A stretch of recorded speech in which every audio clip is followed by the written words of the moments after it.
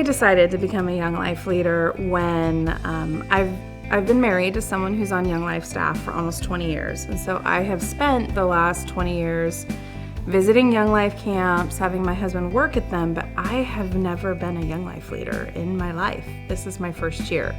And I'm also a mom to 4 children. And a few years ago, my husband and I looked at each other when we realized that there might not be much Young Life at our kids' middle school.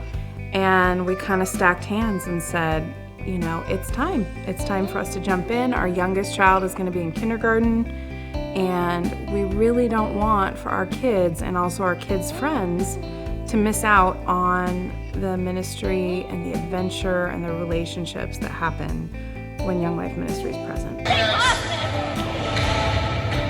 Yes. Keep going, keep going, keep going. Wow, she's flying!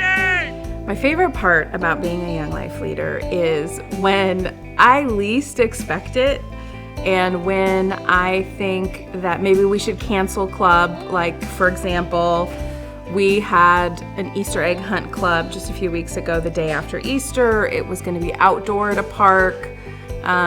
We didn't have a backup location, and it was really cold and windy that night.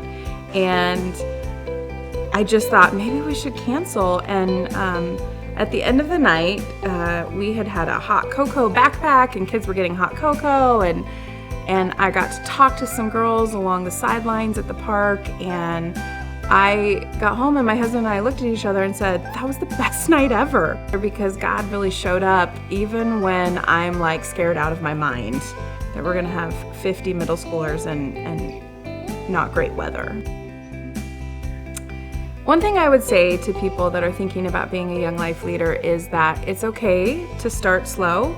I myself thought that I would just be maybe hosting dinner for leaders before club, and then, you know, it's been a rebuilding season because we're coming out of a pandemic, and so we're having to rebuild having volunteer leaders, and so I have stepped in more, and it has been a gradual process of me being able to take on more and more as a Young Life leader. I'm now going to camp with 6th and 7th grade girls, which is a big stretch for me.